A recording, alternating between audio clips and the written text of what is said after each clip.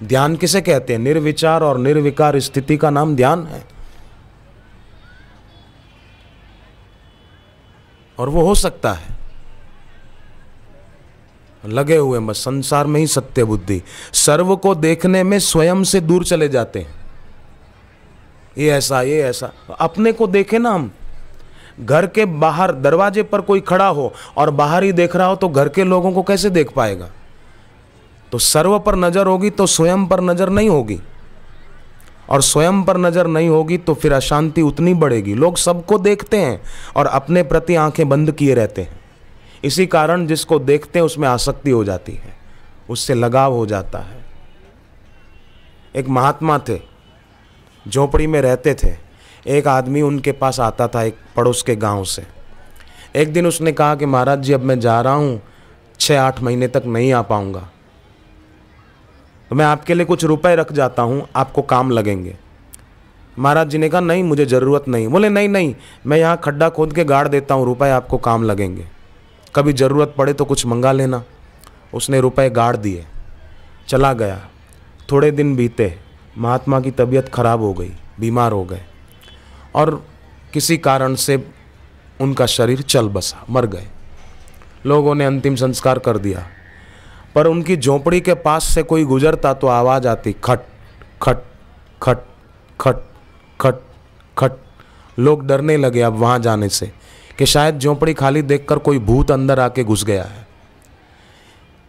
वो उसके प्रेमी भक्त को पता चला, वो आया। लोगों ने कहा उस झोपड़ी में मत जाना, महात्मा की कुटीर में, उसमें एक भूत रहता है। उसने कहा भूत मेरा क्या बिगाड़ लेगा। वो नाम जप करता हुआ उस झोपड़ी में गया तो महात्मा की आवाज़ सुनाई दी, बेटा मेरा शरीर तो मर गया पर मैं प्रेत योनि में चला गया हूँ, साधु। तो उसने कहा महाराज आप साधु होकर प्रेत योनि में चले गए? बोले हाँ बेटे, उसका कारण है। कारण ये है कि तूने जो मेरी झोपड़ी में खड्डा खोद के रुपए गाड़ रखे हैं, तो मैंने उन रुपयों का उपयोग तो नहीं किया, पर मेरे मन में ममता बनी रही कि मेरे लिए रुपए पड़े हैं, मेरे लिए रुपए पड़े हैं, मेरे लिए रुपए पड़े हैं। तो ममता हो गई रुपए में, आसक्ति हो गई रुपयों में, तो शरीर तो छूट गया, पर मैं उन रुपयों को संभालने के लिए यहाँ भूत बन के खड़ा हूँ। अब तू एक काम कर, मेरा प्रेत योनि से छुटकारा हो, ये रुपए निकाल के गरीबों में भंडारा कर दे, तो मेरी प्रेत योनि से सदगति हो जाएगी। उसने रुपए निकाल के गरीबों में भंडारा कर दिया और महात्मा का प्रेत योनि से उद्धार हो गया।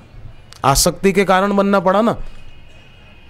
विभीषण रावण का भाई बना, क्यों? कि पिछले जन्म में रावण प्रताप बानु नाम का राजा था और विभीषण का नाम धर्मरुचि था, मंत्री था वो राजा प्रताप बानु का, पर आसक्ति हो गई राजा में, तो दूसरे जन्म में रावण बना प्रताप बानु और धर्मरुचि विभीषण बना।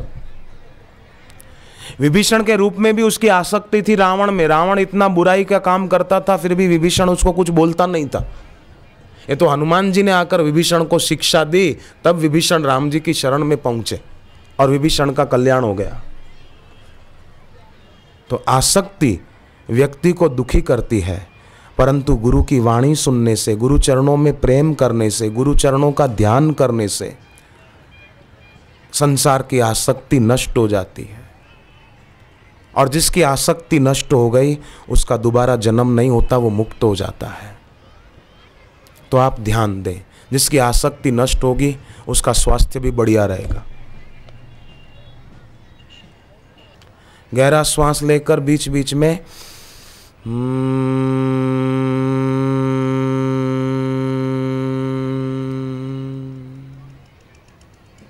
आप देखो ध्यान की गहराइयों में कैसे प्रवेश नहीं मिलता। ये प्रयोग करके देखें। फिर थोड़ा दूसरा प्रयोग करें, जीभ को ऊपर तालू में लगा दें, मन की चंचलता दूर होने लगेगी और ध्यान की गहराइयों में प्रवेश यूं मिलने लगेगा, देर नहीं लगेगी। अंतर यात्रा बढ़िया होगी, और जिसकी अंतर यात्रा बढ़िया होगी उसकी बाहर की यात्रा भी बढ़िया होगी। स्वामी विवेकानंद की अंतर यात्रा बढ़िया हुई तो आज तक उनकी जय जयकार हो रही है। फिर कभी कभी ध्यान की गहराइयों में प्रवेश पाने के लिए श्वास को रोक दें, अंदर हो तो अंदर, बाहर हो तो बाहर, 5 सेकंड के लिए, 4 सेकंड के लिए रोक दें। अभी भी रोक के देखें श्वास, 5 सेकंड खाली। देखो पहले के ज़माने में जब समुद्री यात्रा करते थे व्यापारी लोग, तो दिशा सूचक यंत्र नहीं थे। अभी तो हो गए ना यंत्र, किस दिशा में जा रहे हैं उनको पता होता है। इस दिशा में जाएंगे तो मुंबई, इस दिशा में जाएंगे तो भावनगर, इस दिशा में जाएंगे तो दुबई पहुंचेंगे, इस दिशा में जाएंगे तो अमेरिका की तरफ। अभी दिशा सूचक यंत्र होते हैं, पर पहले के ज़माने में दिशा सूचक यंत्र नहीं होते थे। तो उनको पता कैसे चलता था? वो लोग अपने जहाज पर, समुद्री जहाज पर कबूतर रखते थे, पालते थे, और थोड़ी थोड़ी दूरी पर जब अंदाज लगाते कि यात्रा अब पूरी होने को आई, कबूतर उड़ाते थे। कबूतर उड़ते उड़ते उड़ते उड़ते जाते, अगर उनको किनारा मिल जाता तो लौट कर नहीं आते थे, किनारे बैठ जाते थे, और वो समुद्री जहाज चलाने वाले उसी दिशा में जहाज ले जाते जिस दिशा में कबूतर उड़ के गए। पर कबूतर उड़ते उड़ते गए, अगर उनको किनारा नहीं मिला तो कबूतर फिर थोड़ा दूर तक उड़ के लौट कर आते थे, जहाज पे आके बैठ जाते थे। फिर थोड़ा दूर जाने पर फिर उड़ते थे,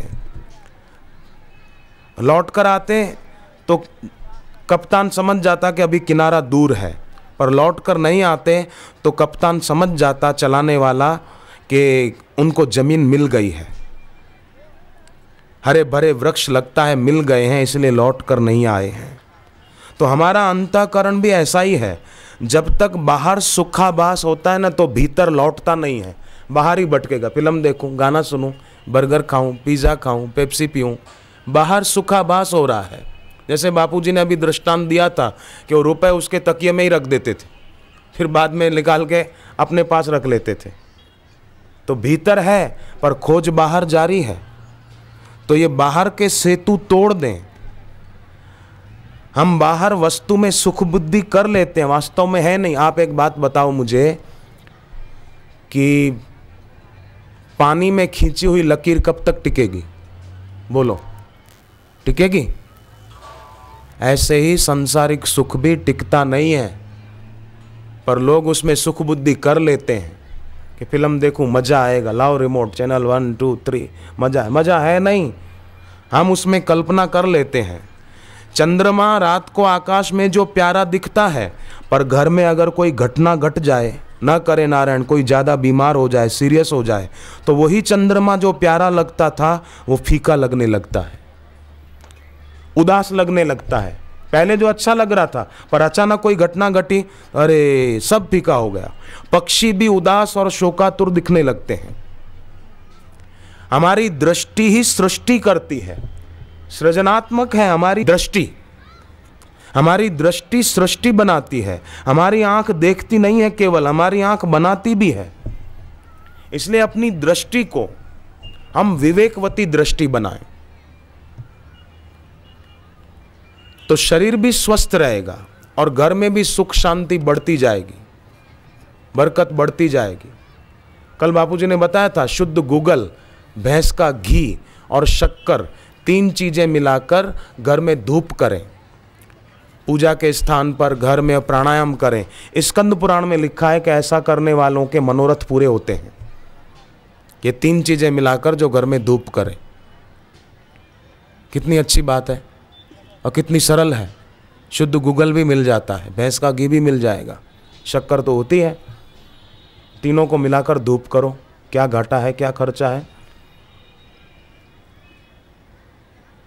किसी को नौकरी धंधे में अड़चन आ रही है, तकलीफ हो रही है ज़्यादा, तो हर शनिवार को एक लोटे में दूध भरे, थोड़ा पानी डाल दे, स्टील का लोटा हो, थोड़ा गुड़ डाल दे, चूरा करके गुड़, और पीपल के पेड़ के मूल में डाल दे, 7 फेरे फिर ले, ओम नमो भगवते वासुदेवाय बोलकर, बस थोड़े शनिवार तक करे, काम सेट हो जाए, नौकरी धंधा कुछ तो फिर न करे।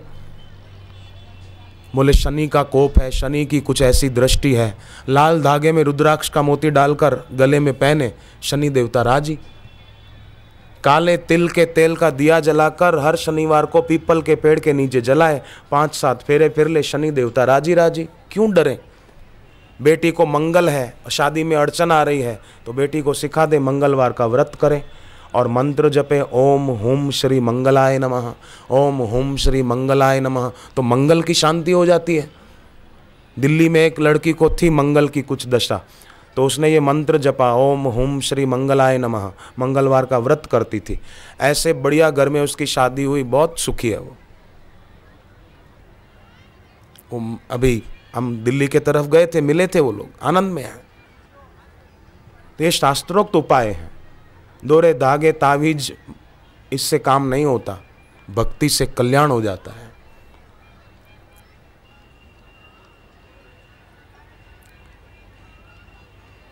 घर में कभी कभी नियम रखें, जिनके घर में समस्या ज़्यादा हो तो घर में सब लोग सामूहिक रूप से थोड़ा जप करें और प्राणायाम सामूहिक करें। गहरा श्वास लेकर रोकें, मन में जप करें और संकल्प करें कि हमारा अमुक काम जो रुका हुआ है वो पूरा होके रहेगा, उसको दुनिया की कोई ताकत रोक नहीं सकती। हनुमान जी का और गुरुदेव का सुमरण करते हुए 4 पंक्तियां 108 बार अगर कोई रोज बोले तो किसी ने अगर झूठा आरोप लगा के केस कर दिया हो या कोई तंग करता हो ज़्यादा, तो उससे आदमी छूट सकता है। बार बार विघ्न आते हो कोई जीवन में तो उनसे छूट सकता है। 4 पंक्तियां बड़ी सरल है, बापू जी ने बताई हैं, तुलसी कृत रामायण की हैं। कईयों ने उसका प्रयोग किया, उनको बहुत फायदा हुआ। उनको तंत्र मंत्र और दोरे धागे वालों के पास नहीं जाना पड़ा, किसी कब्र के आगे मजार के आगे नाक नहीं रगड़ना पड़ा। अपने हनुमान जी का सुमरण करो, किसी कब्र के आगे कोई मजार के आगे नाक रगड़ने की जरूरत क्या है। हनुमान जी का सुमरण करते हुए 4 पंक्तियां बोले।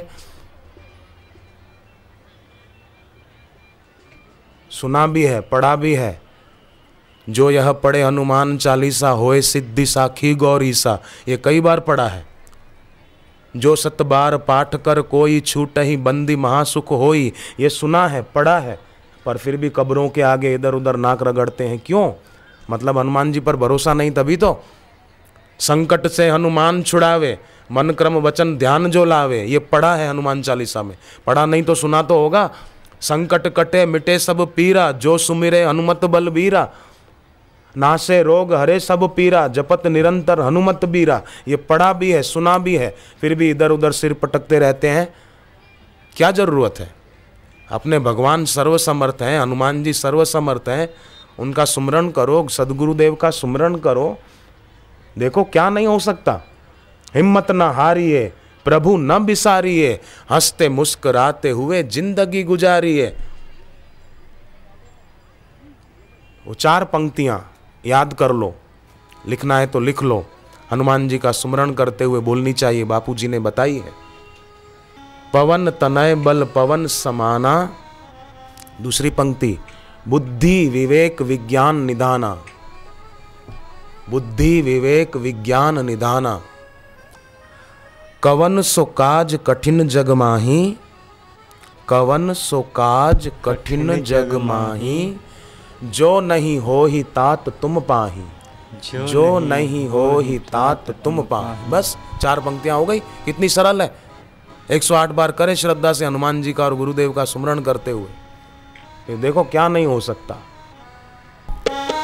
हिम्मत ना हारिए, प्रभु ना बिसारिए, हिम्मत ना हारिए, प्रभु ना बिसारिए, हंसते मुस्कुराते हुए जिंदगी गुजारिए, हंसते मुस्कुराते हुए जिंदगी गुजारिए। हिम्मत ना हारिए, प्रभु ना बिसारिए, हिम्मत न हारिए, प्रभु ना बिसारिए, हंसते मुस्कुराते हुए जिंदगी गुजारिए, हंसते मुस्कुराते हुए जिंदगी गुजारिए।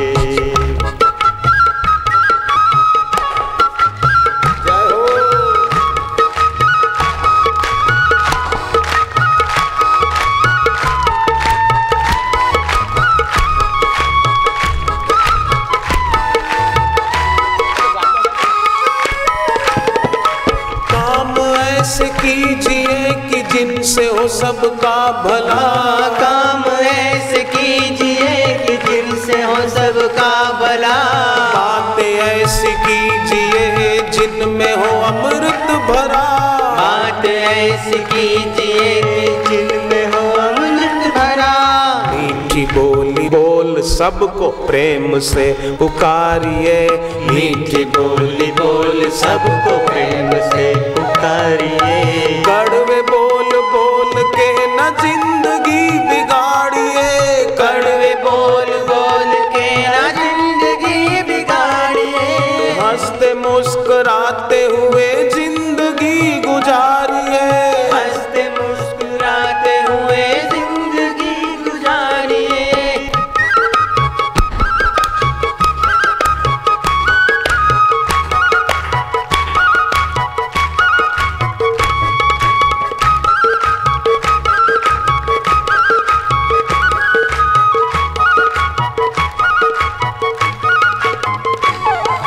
मुश्किलों मुसीबतों का करना है जो खात्मा।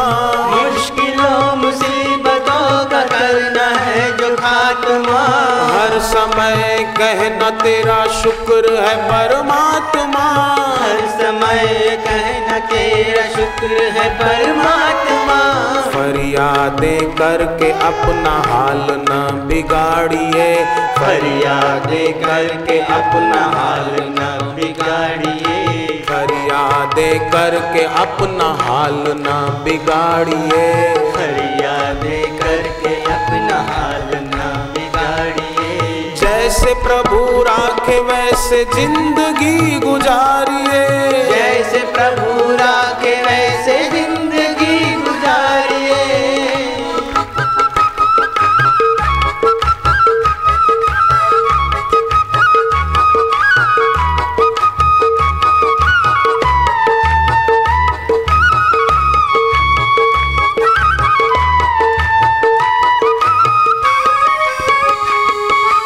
अच्छे कर्म करते हुए दुख भी अगर पा रहे। अच्छे कर्म करते हुए दुख भी अगर पा रहे। पिछले पाप कर्मों का भुगतान वो भुगता रहे। पिछले पाप कर्म का भुगतान वो भुगता रहे। सद्गुरु की भक्ति करके पाप को मिटाइए। सद्गुरु की भक्ति करके पाप को मिटाइए। गलतियों से बचते हुए साधना बढ़ाइए। गलतियों से बचते हुए साधना बढ़ाइए। गलतियों से बचते हुए भक्ति को बढ़ाइए। गलतियों से बचते हुए भक्ति को बढ़ाइए। हिम्मत न हारिए प्रभु न बिसारिए। हिम्मत न हारिए प्रभु न बिसारिए। हंसते मुस्कुराते हुए जिंदगी गुजारिए। हंसते मुस्कुराते हुए जिंदगी गुजारिए। हिम्मत कभी भी नहीं हारनी चाहिए। निराश तो कभी भी नहीं होना चाहिए। भगवत गीता में भगवान ने कहा है अनिर्विण चेतसा। साधना करो तो न उकताए हुए मन से करो। और अपनी माला जो है ना जिससे जप किया जाता है उसका महीने 2 महीने पूजन करो। एक मंत्र आता है माला की पूजा करने का, आप लिखना चाहो तो लिख लेना।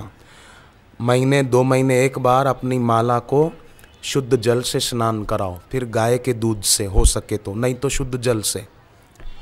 दूध से कराओ तो फिर दोबारा शुद्ध जल से कराना। और पीपल के पत्ते पर अपनी माला को रखकर माला का जो मेरू है उस पर चंदन से या कुमकुम से तिलक करना और मंत्र बोलना ओम ऐं श्री अक्षमालाय नमः। ओम ऐं श्री अक्षमालाय नमः। ओम ऐं श्री अक्षमालाय नमः। ओम ऐं श्री अक्षमालाय नमः। ये माला की पूजा करने का मंत्र है। छोटा है, सरल है, याद रह जाए ऐसा है। ओम ऐं श्री अक्षमालाय नमः, बस इतना ही तो है। घर में कोई व्यसन करता है, शराब पीता है, बीड़ी पीता है, तंबाकू खाता है, आप उसको छुड़ाना चाहते हैं पर वो नहीं छोड़ रहा, तो आप नशे से सावधान और मन को सीख नाम की पुस्तक उनको पढ़ने के लिए दो। और वो जब सोए हों तो उनके जो श्वास चल रहे हैं उस तरफ देख के मन में संकल्प करो। जैसा आप उनका स्वभाव बनाना चाहते हैं ऐसा मन में संकल्प करो और मन में मंत्र बोलो ओम ह्रीम ओम ह्रीम ओम ह्रीम ओम ह्रीम। अमुक भाई आप शराब छोड़ दो, आप बीड़ी छोड़ दो, आप पान मसाला छोड़ दो। ओम ह्रीम ओम ह्रीम ओम ह्रीम ओम ह्रीम। लाभ होता है। आपका संकल्प जितना दृढ़ होगा उतना वो व्यक्ति वो बुराई छोड़ेगा। और थोड़ा हम स्वयं अपनी साधना बढ़ा दें बस। जैसे ही व्यक्ति की आंख अंदर देखने लगती है जीवन बदल जाता है। फिर जो मूल्यवान लगता था वो मूल्यहीन दिखने लगेगा। पहले शराब पीना मूल्यवान दिखता था, वो मूल्यहीन दिखेगा। पहले फिल्म देखना मूल्यवान लगता था, अच्छा लगता था, वो मूल्यहीन दिखने लगेगा। और कल तक जिस पर ध्यान नहीं देते थे, भगवान पर, गुरु पर, शास्त्र पर, गीता पर, वही अचानक बहुमूल्य और अनमोल हो जाएगा। पहले बाहर की संपत्ति सब कुछ लगती थी, अब ईश्वर की स्मृति सब कुछ लगेगी। जैसे कुंता माता कहती है, विपदो विस्मरण विष्णु संपन्न नारायण स्मृति। हे प्रभु, भगवान की विस्मृति बड़ी विपत्ति है और भगवान की स्मृति वो बड़ी संपत्ति है। विपदो विस्मरण विष्णु। और लोग बोलते हैं मेरे को ये विपत्ति है, ये विपत्ति है, ये विपत्ति। नहीं नहीं, ईश्वर की विस्मृति वो बड़ी विपत्ति है और ईश्वर की स्मृति वो बड़ी संपत्ति है। कबीरा यह जग निर्धना, धनवंता नहीं कोई। धनवंता सोई जानिए, जाको राम नाम धन होए। सियावर राम चंद्र की जय। धनवान वही है जिसके पास भक्ति का धन है। बाकी बाहर का धन खूब हो पर भक्ति में, सत्संग में रुचि न हो तो क्या खाक धनवान है? सत्संग में 2 घंटे बैठ न पाए, कपड़े झाड़ कर चल मेरे भैया, तो समझो अभी शिव जी का वचन उन पर लागू हो रहा है। सुनहु उमाते लोग अभागी। बोलो, सुनहु उमाते लोग अभागी। हरि तजी हो वही विषय अनुरागी। हरि तजी हो वही विषय अनुरागी। पानी में खींची हुई लकीरें ज़्यादा टिकती नहीं हैं। संसार के भोग भी ज़्यादा समय तक रहने वाले नहीं हैं। शरीर ही नहीं रहेगा। आप सोचो और बताओ कि जंगल में कोई घूमने जाए और उसको नींद आए तो सांप को तकिए की जगह पर रखकर कोई चैन की नींद सो सकता है? बोलो भाइयों, सो सकता है? संभव ही नहीं है। गत्ते की नाव बनाए, पुट्ठे की गत्ते की नाव बनाए और सोचे कि मैं इसमें बैठकर सागर के तालाब में जाके घूम के आऊं, सागर में घूम के आऊं, तो घूम सकेगा कि गिर पड़ेगा? गिर जाएगा। पानी ज़्यादा हो तो डूब जाएगा। प्लास्टिक के फूल उठाए और बोले आहा सुगंध आनी चाहिए। अरे सुगंध तो आ ही नहीं रही, तो प्लास्टिक का फूल है, सुगंध कहाँ से आएगी? तो जैसे प्लास्टिक के फूलों से सुगंध नहीं आ सकती, उसी प्रकार संसार के भोगों से भी सुख और शांति की अनुभूति नहीं हो सकती। जैसे गत्ते की नाव में बैठकर कोई नदी पार नहीं कर सकता, उसी प्रकार दुनियावी भोगों को भोग कर कोई सुखी नहीं हो सकता। जैसे बबूल के पेड़ पर हाथ डालकर कोई आम नहीं पा सकता, उसी प्रकार दुनिया के भोगों को भोग कर कोई सुख नहीं पा सकता। जय राम जी की। सुख तो भक्ति में है, सुख तो भगवान नाम में है। देखो एक बात बताओ, बरसात के दिनों में बादल होते हैं ना आकाश में, कितने बादल होते हैं? सूर्य का प्रकाश कहीं दिखता ही नहीं, बादल ही बादल, काली काली घटाएं।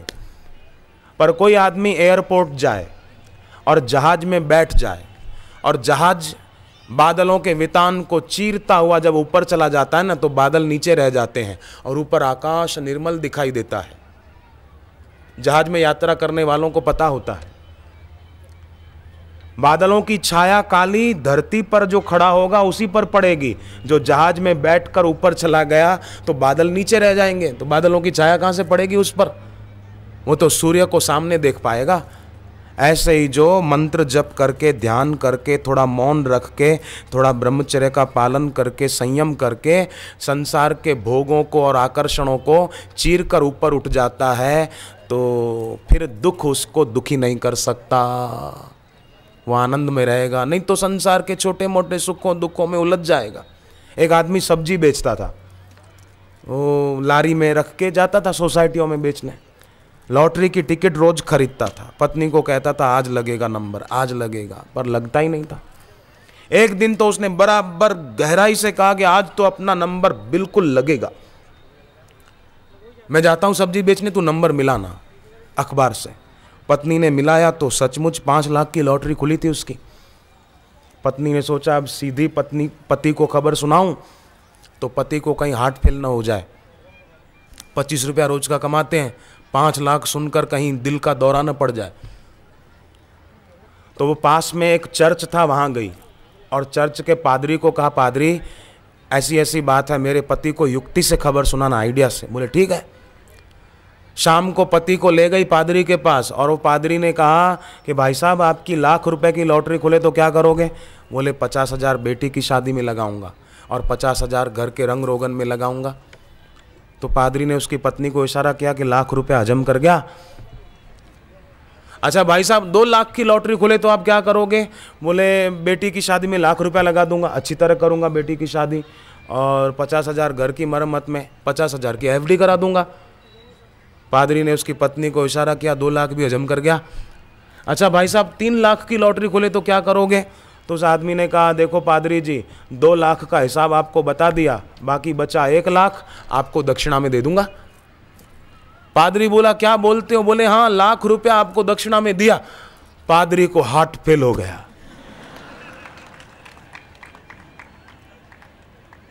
लाख रुपया कभी जिंदगी में सुना नहीं था, लाख रुपया भेंट गया हो तो। वो माई बोले पादरी पादरी क्या हुआ क्या हुआ, फादर फादर क्या हुआ, कुछ बोलो, पर होए तो बोले ना, वो तो गया। जरा से सुख को पचा न सके, जरा से दुख को पचा न सके, वो इंसान कैसा? इंसान वो है जो समता में रहे। श्री आशा रामायण का पाठ करिए आप। श्री आशा रामायण में बापू ने अपने जीवन से शिक्षा दी है। देखो महापुरुषों के जीवन है ना, प्रकाश स्तंभ होते हैं। जैसे समुद्र किनारे प्रकाश स्तंभ होते हैं ना, सामने से गुजरने वाले जलयानों को संकेत करते हैं कि इधर से गुजरो इधर से गुजरो, ऐसा इशारा करते हैं। ऐसे ही महापुरुष का जीवन प्रकाश स्तंभ होता है, प्रेरणा देता है। बापू के जीवन में बचपन में कितनी कठिनाइयां आई, पर बापू जी समता में रहे तो कठिनाइयां आकर चली गई।